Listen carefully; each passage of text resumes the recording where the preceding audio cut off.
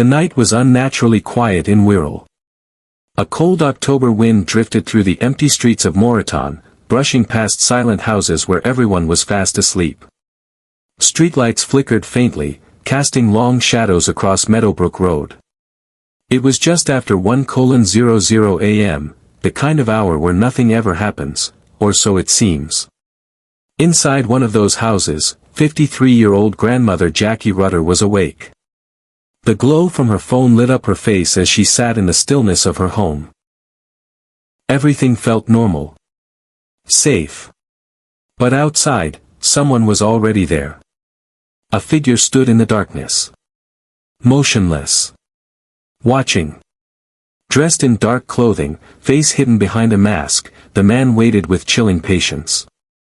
No footsteps. No noise. Just silence. In his hand, a self-loading handgun. Ready. Then, a knock. It was soft. Almost careful. Not enough to alarm, just enough to pull someone to the door. Inside, Jackie hesitated for a moment. At this hour? Her mind raced, but danger didn't fully register. Slowly, she walked toward the door. Each step echoing faintly in the quiet house. She reached for the handle. And opened it. In that split second, time seemed to freeze.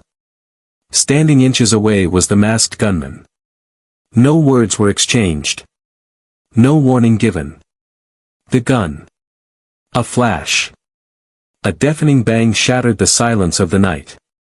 The shot rang out across the street, echoing between the houses as birds scattered into the dark sky. At point-blank range, the bullet struck her chest. Jackie collapsed instantly at her own doorstep. The attacker didn't hesitate. Didn't look back. Within seconds, he was gone. Vanished into the darkness like he was never there.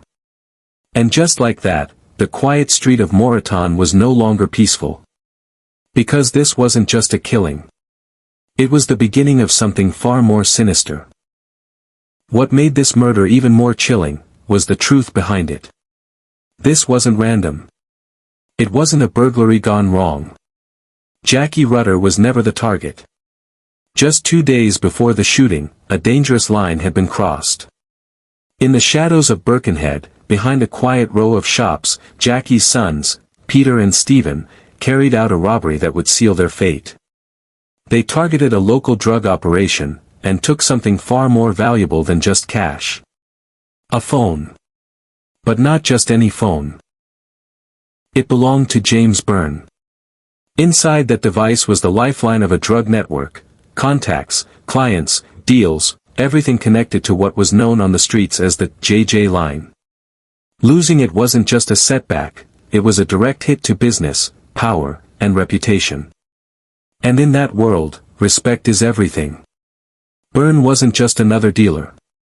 He was part of a violent gang rooted in the Woodchitch estate, an area already feared for guns, retaliation, and ruthless control.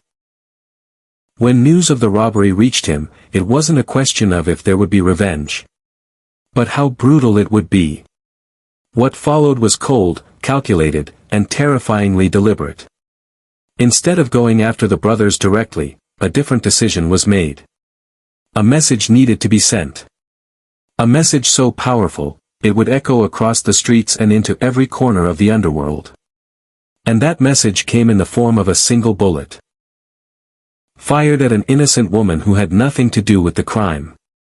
Jackie Rutter. A mother. A grandmother. Used as a warning. In the violent world that Merseyside police had been tracking, this kind of retaliation wasn't unheard of, but its brutality shocked even seasoned investigators. Because this wasn't just revenge. This was a statement. And the message was clear. No one is untouchable.